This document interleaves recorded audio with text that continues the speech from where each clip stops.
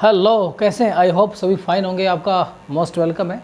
तो dear students, जो हमने सीरीज स्टार्ट कर रखी थी आपको 6th क्लास के लिए, चैप्टर 3 था the farmers, the first farmers and herders. उसके 2 पार्ट में बनाकर अपलोड कर चुका हूँ।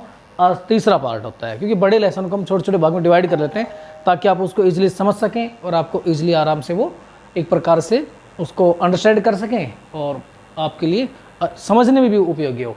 तो आज हम इसके टॉपिक शुरू करते हैं, tools of the Neolithic age. Tools of the Neolithic age, यहाँ से अब स्टार्ट करते हैं। देखिए, टूल्स का मतलब होता है औजार उपकरण। औजार उपकरण, नियोलिथिक एज के औजार उपकरण। तो इसकी बात करते हैं। नियोलिथिक एज सादा production of highly produced, highly polished tools, stone tools with fine cutting edge. अर्थात नियोलिथिक एज के अंदर जो उनके औजार हथियार जो बनाए जाते थे वो हाईली पॉलिश्ड थे। हाईली पॉलिश्ड का मतलब होता है उनको अच्छी तरह से तराशा जाता था, उनको बिल्कुल नुकीला बनाया जाता था। हाईली पॉलिश्ड यानी उनको अच्छी तरह से शाइनिंग किया जाता था, उनको अच्छी तरह से चमकाया जाता था। चमकाने का अर्थ पॉलिश करना नहीं है, यहाँ पर पॉलिश करने का अर्थ है उनकी कटिंग बहुत अच्छी तरह से की जाती थी। Tools with fine cutting edge यानी उनके किनारों को उनको सही ढंग से उसको अच्छी तरह से पत्थर को काट कर तराश कर बनाया जाता था। ड्यूरिंग द पैलोलिथिक एज, इस पैलोलिथिक एज के दौरान पीपल, वो नियोलिथिक की बात करें और नीचे हम बात करें पैलोलिथिक एज, जो पैलोलिथिक एज जो कि नियोलिथिक एज से पहले आई थी उसकी बात कर रहे हैं। पीपल यूज स्टोन, यानी कि इस एज के अंदर भी मुख्य रूप से जो मनुष्य था वो पत्थर का प्रयोग करता था। लेकिन पत्थर में भी कौन से पत्थर का प्रयोग करता था? वो स्टोन मोस्टली क्वार्टराइज। क्वार्टराइज का मतलब होता है शेल खड़ी। शेल खड़ी एक पत्थर का नाम है। जो पत्थर था उनमें शेल खड़ी पत्थर होता था, उसका प्रयोग करता था फॉर मेकिंग टूल्स। क्या बनाने के लिए? पत्थर के औजार हथियार बनाने के लिए। They also used basalt. Basalt होता है आग्नेय चट्टान, यानी चट्टानों के प्रकार होते हैं आग्नेय चट्टान जो बिल्कुल सीधी खड़ी होती हैं, इस प्रकार की बेसाल्ट फॉर मेकिंग टूल्स। अर्थात वो जो मनुष्य था वो मुख्य रूप से एक तो क्वार्टराइज सेलखड़ी पत्थर का प्रयोग करता था और दूसरा किसका प्रयोग करता था? वो दूसरा प्रयोग करता था बेसाल्ट, अर्थात आग्नेय प्रकार की चट्टानें थी, बिल्कुल सीधी खड़ी हुई चट्टानें, इस प्रकार सीधी खड़ी हुई चट्टानों का पत्थर था उसका प्रयोग करता था। नेक्स्ट की हम बात करें नियोलिथिक टूल्स। जो नियोलिथिक टूल्स थे also helped in, neolithic tools also helped in many kinds of works, many kinds of work such as farming, समझ खेती करने में सहायता करते थे। फ्लोज, हल चलाने में सहायता करते थे। स्किल्स, स्किल्स दराती, जैसे हम फसल वगैरह काटते हैं ना ऐसे करके दराती काटते हैं, in the same. And axis, axis जानते हैं आप, कुल्हाड़ी, इस प्रकार जिसको पेड़ को काटा जाता है, एक्सिस। तो नियोलिथिक एज के अंदर जो टूल्स थे वो खेती करने में, हल चलाने में, दराती को बनाने में और एक्सिस कुल्हाड़ी वगैरह के अंदर इन सब का प्रयोग किया जाता था। For grinding grain, grinding grain का मतलब होता है, जो ग्राइंडिंग ग्रेन का मतलब होता है फसलों को निकालना। फॉर ग्राइंडिंग ग्रेन, फसलों को निकालना, अर्थात जो फसल होती थी उनमें जो दाने होते हैं उनको निकालना। एंड अदर प्लांट प्रोड्यूस, दाने निकालना और फसलों के समान ही अन्य कोई प्रकार की फसलें थी उनको निकालना। They used a round stone which was then place on a large flat stone, यानी इस प्रकार उस समय, जैसे आज हम वर्तमान की बात करें तो बहुत सारी मशीनें हैं जिनके द्वारा हम फसलों को निकालते हैं लेकिन उस समय फसलें नहीं होती थी, उसमें फसलों को कूट कर निकाला जाता था। तो उसमें क्या क्या किया जाता था? दे यूज्ड ए राउंड स्टोन, एक गोल आकार का पत्थर लिया जाता था और उस गोल आकार के पत्थर को, इस प्रकार का गोल आकार का पत्थर होता था और उस गोल आकार के पत्थर के नीचे एक बहुत बड़ा बिल्कुल प्लेन पत्थर रख दिया जाता था, उसके ऊपर वो गोल गोल राउंड रख दिया जाता था। This is the early version of the mortar and pastel. अब मोर्टर एंड पेस्टल का मतलब होता है जिसको हम गांव की भाषा में बोलते हैं औंखली और मूसली। औंखली मूसली आपने खूब देखा होगा, ऐसी औंखली मूसली होती है, उसका बनाने की कोशिश करते हैं। इस प्रकार का उसका शेप होता है ऐसे, और उस शेप में इस प्रकार अनाज वगैरह कुछ भी डाल दिया जाता है और ऐसे बिल्कुल लंबा सा वो जो बना दिया जाता है और उससे इसमें बार बार चोट लगाई जाती है और फिर जो अनाज होता है वो बाहर निकल कर आ जाता है। इस प्रकार का बनाया जाता था, इसको बोलते हैं मोर्टर एंड पेस्टल, अर्थात औंखली मूसली बनाई जाती थी। देन वी यूज टुडे, और आज वर्तमान में भी हम औंखली मूसली का प्रयोग करते हैं। आपने घरों में देखा होगा सर्दी के मौसम में पहले मसाले वगैरह पीसे जाते थे और खिचड़ी वगैरह बनाई जाती थी। बहुत सारे कार्य में आप देखते होंगे औंखली मूसली का प्रयोग। नेक्स्ट हम बात करें पैलोलिथिक टूल्स।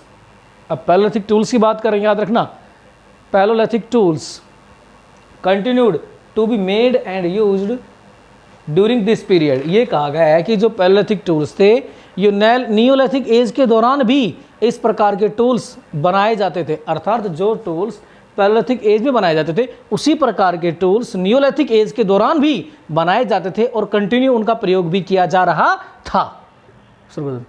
अब देखिए माइक्रोलिथ्स की हम बात करते हैं। Microliths were used in spears and arrows. जो माइक्रोलिथ्स क्या होते हैं, छोटे प्रकार के जो औजार हथियार थे उनको माइक्रोलिथ्स कहा जाता था, छोटा पत्थर होता था। वर यूज्ड इन स्पीयर्स, भालों में, और एरोज, तीरों के रूप में इनका प्रयोग किया जाता था। माइक्रोलिथ्स वर स्मॉल, माइक्रोलिथ्स के बारे में देखिए और एक्सप्लेनेशन किया गया है। माइक्रोलिथ्स कैसे होते थे, स्मॉल होते थे, पॉलिश्ड, बहुत नुकीले होते थे, sharp pieces of blade, sharp pieces of blade का मतलब होता है नुकीला, उनको नुकीला बनाया जाता था। मेड ऑफ बेसाल्ट, जो कि आग्नेय चट्टानों से बनाए जाते थे। And flint tied to be a bone और wood for the purpose of good grip. और ये औजार हथियार जो बनाए जाते थे इनका जो पकड़ने का ग्रिप होता था, इस प्रकार उनको पकड़ने का जो होता था, फ्लिंट टाइड टू बी बॉन और वुड, वो बिल्कुल या तो हड्डी का बना होता था या लकड़ी का बना होता था ताकि उसको अच्छी तरह से पकड़ा जा सके। तो माइक्रोलिथ्स क्या होते थे, माइक्रोलिथ्स छोटे प्रकार के जो पत्थर होते थे, छोटे पत्थर होते थे, नुकीले पत्थर होते थे और वो बेसाल्ट आग्नेय चट्टानों से बनाए जाते थे। और उन औजारों, उन टूल्स को बनाने के बाद में उनका पकड़ने का जो हत्था होता था वो बहुत ही या तो हड्डी से, बोन से, या पत्थर या बोन से या वुड से, लकड़ी से बनाया जाता ताकि उनको आसानी से पकड़ा जा सके। एक्सवेशन कंडक्टेड, काफ़ी स्थानों पर खुदाई का कार्य किया गया। In many sites such as Burzahom and Gufkral, now modern day Kashmir. कुछ साइट्स की हम बात करें तो Burzahom very important and second Gufkral were the two important sites. In these two sites the excavation work done in these two sites, इनके ऊपर खुदाई का कार्य किया गया और इनकी खुदाई से हमें क्या मिला, we find an extensive use of stone axes. इस जगह से हमें एक कुल्हाड़ी मिली है जो पत्थर की बनी हुई है और यह प्रमाण करती है कि उस समय उन लोगों के द्वारा पत्थर की बनी हुई कुल्हाड़ी का बहुत अधिक मात्रा में यूज किया जाता था। स्टोन ब्लेड, पत्थर के बने हुए नुकीले हथियार, एंड स्टोन एक्सीज, और पत्थर से बनी हुई कुल्हाड़ी, have also been found in Deccan near the Godavari region. ये एक साइट का नाम है जहां पर स्टोन ब्लेडेड और स्टोन एक्सीज इस प्रकार के हथियार मिले गए हैं। ये खुदाई के अंदर हमें दक्कन जो क्षेत्र है, दक्कन जो क्षेत्र है गोदावरी नदी के, गोदावरी रिवर के नज़दीकी जो क्षेत्र है वहाँ से हमें स्टोन ब्लेडेड नुकीले हथियार और स्टोन एक्सीज और पत्थर की बनी हुई कुल्हाड़ी मिली है, जो कि कहाँ से मिली है, गोदावरी के नज़दीक जो साइट से वहाँ से मिली है। इसके अलावा एक अन्य साइट्स की हम बात करें, नॉर्थ ईस्ट और छोटा नागपुर प्लेटू है, यहाँ से भी छोटा नागपुर प्लेटू, वहाँ से भी हमें इस प्रकार के उपकरण मिले हैं। टूल्स मेड ऑफ बोन्स, ऐसे हथियार जो हड्डियों से बनाए जाते थे, कहाँ से बनाए जाते थे, हड्डियों से बनाए जाते थे। Have also been reported from Neolithic sites in Karnataka. Karnataka एक साइट्स है, उस कर्नाटका साइट से हमें बोन, ऐसे हथियार मिले हैं जो हड्डियों से बनाए जाते थे। इसकी जानकारी हमें कर्नाटका के अंदर एक साइट से वहाँ से मिली है जो कि नियोलिथिक साइट्स है। फिर भी highly polished bone tools are more prominent in sites of Kashmir. इसके अलावा एक अन्य साइट्स है जो इस प्रकार के बहुत अच्छी क्वालिटी के हमें उपकरण मिले हैं, वो साइट्स कश्मीर के अंदर हैं। उस साइट से हमें इस प्रकार के बोन टूल्स मिले हैं जो कि पूरे भारत में विख्यात है। नियोलिथिक साइट्स की बात करें, नियोलिथिक सेटलमेंट्स ऑफ कश्मीर, अर्थात उस समय जब लोगों ने नियोलिथिक एज के दौरान एक स्थान पर रहने लग गए थे तो टू इम्पोर्टेंट वर साइट्स, दो महत्वपूर्ण साइट्स थे जिनके ऊपर उन्होंने रहना स्टार्ट किया था। तो पहली जो नियोलिथिक साइट्स ऑफ कश्मीर, हम नियोलिथिक साइट्स के कश्मीर की बात करते हैं। Kashmir sites have an distinct culture, यानी कि यहाँ एक अलग प्रकार का कल्चर पाया जाता था। Now we are studying one by one two sites. First site is Burzahom, Burzahom the place of birch. Burzahom का मतलब होता है द प्लेस ऑफ बिर्च, मतलब एक प्रकार का पेड़ का स्थान, एक प्रकार का वृक्ष का स्थान। People lived here on the lake side in pits, यानी जो लोग थे उस समय एक लेक जो नदी होती थी, नदी के साथ गहरे खड्डे बनाकर वहाँ पर रहते थे वो लोग। They substituted on hunting fishing economy की, अर्थात उनका मुख्य रूप से जो काम था या तो हंटिंग करना था या फिशिंग करना था। हंटिंग शिकार करना, फिशिंग मछली पकड़ना था। इकोनॉमी की, अर्थात मछली पकड़ना और इस प्रकार के उनके मुख्य कार्य करते थे। एंड ऑल्सो प्रैक्टिसाइज्ड एग्रीकल्चर, और वे मुख्य रूप से जो एग्रीकल्चर वर्क था वो मुख्य रूप से खेती बाड़ी का काम भी वो करते थे।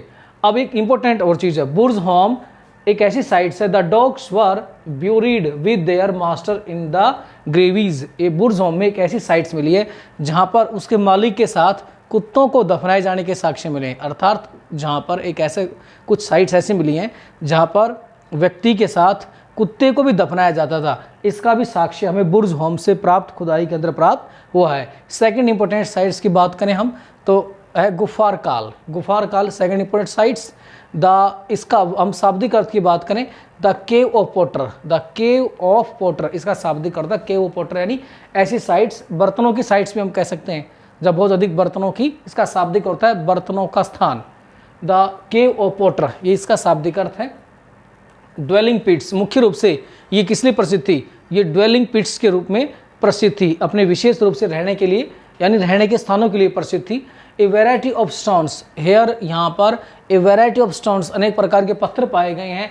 एब्सेंस ऑफ माइक्रोलिथ्स, और माइक्रोलिथ्स जो छोटे प्रकार के पत्थर थे उनका यहाँ पर छोटे प्रकार के जो इंस्ट्रूमेंट बनाए जाते थे, छोटे प्रकार के जो टूल्स बनाए जाते थे वो यहाँ पर नहीं मिले। एब्सेंस ऑफ माइक्रोलिथ्स यहाँ पर पाए गए हैं। बोन्स टूल्स मेड ऑफ, अब बोन्स टूल्स अर्थात हड्डियों से भी कुछ प्रकार के जो औजार बनाए जाते थे उसका भी साक्ष्य मिला है। तो bone tools were made of horns of dear, अर्थात डियर के सींग जो होते हैं उनके सींगों से विशेष प्रकार के टूल्स बनाए जाते थे। अब एक अन्य बात करते हैं तो यहाँ से मिले सेकंड एक साइट्स और है, bone tools were also found in Chirand in Bihar. Chirand in Bihar दूसरा एक स्थान है बिहार के अंदर चिरांद, जहाँ से भी बोन टूल्स के साक्ष्य मिले हैं। Neolithic settlements in South India, Neolithic settlements in South India यानी दक्षिण भारत में वो अपना रहने का जो स्थान बनाते थे उनकी जो फीचर्स थे उसके हम डिस्कस करते हैं। There were many sites in South India यानी दक्षिण भारत के अंदर बहुत अधिक साइट्स मिली हैं। अब बहुत अधिक साइट्स मिलने का मुख्य रीज़न ये था because stone was easily available there, क्योंकि वहाँ पर जो पत्थर था वो बहुत अधिक मात्रा में अवेलेबल था और उनकी सारी एक्टिविटीज़ पत्थर से ही डिपेंड की जाती थी, क्योंकि उनको टूल्स भी बनाने होते थे, अपनी सेफ्टी के लिए भी टूल्स के हथियारों की आवश्यकता होती थी, खाना बनाने के लिए, शिकार करने के लिए और अन्य सभी एक्टिविटीज़ उनकी स्टोन के ऊपर डिपेंड होती थी।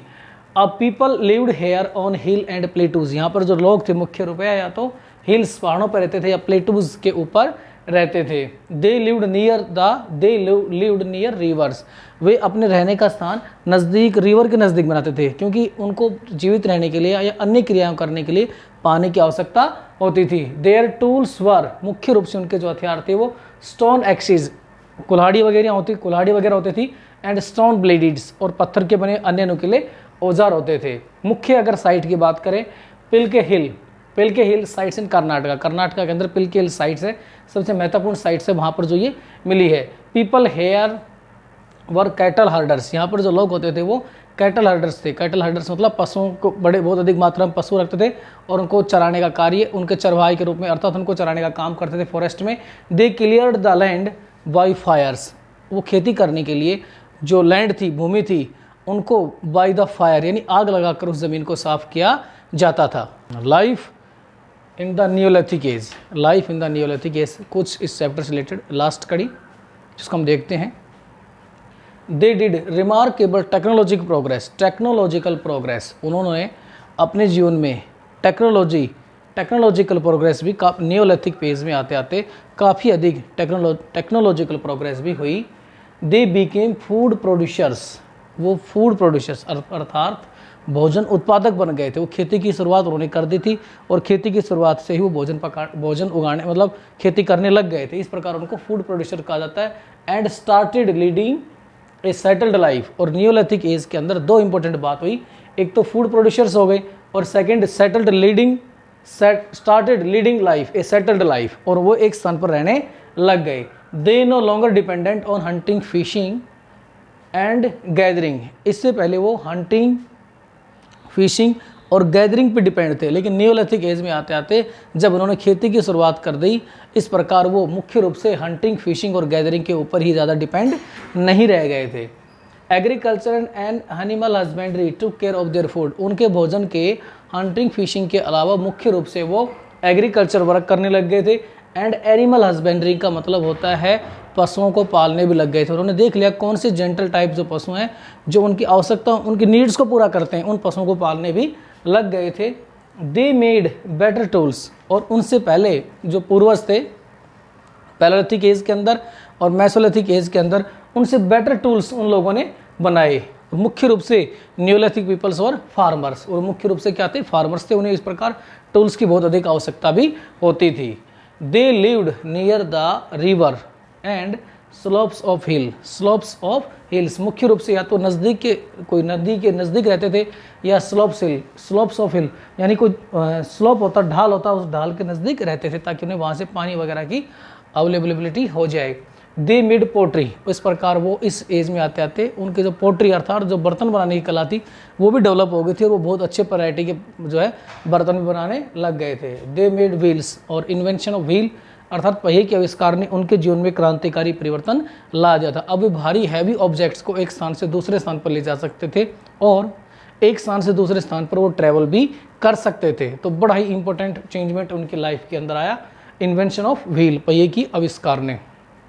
क्योंकि वो खेती करने लग गए थे और एक स्थान पर रहने लग गए थे, इस वजह से उन्होंने एक प्रकार से एक स्थायी जीवन की शुरुआत उन्होंने कर दी थी। They started first village, they settled first village in the Mankind history, अर्थात न्यूलिथिक एज के अंदर ही मानव ने एक स्थान पर रहने की शुरुआत की थी और धीरे धीरे इसी व्यवस्था के अंदर पहला जो गांव डेवलप हुआ था वो भी न्यूलिथिक एज के दौरान ही हुआ था। देखिए डियर स्टूडेंट्स, मैंने अपनी तरफ से बेस्ट किया है, फिर भी आप चैप्टर को पढ़ें और जो मैंने वीडियोस बनाए इस वीडियो को बार बार देखें ताकि कुछ आप बुक्स पढ़ेंगे, कुछ वीडियो देखेंगे, इससे आपको ये लेसन समझने में बहुत ही सहायता मिलेगी। वंदे मातरम।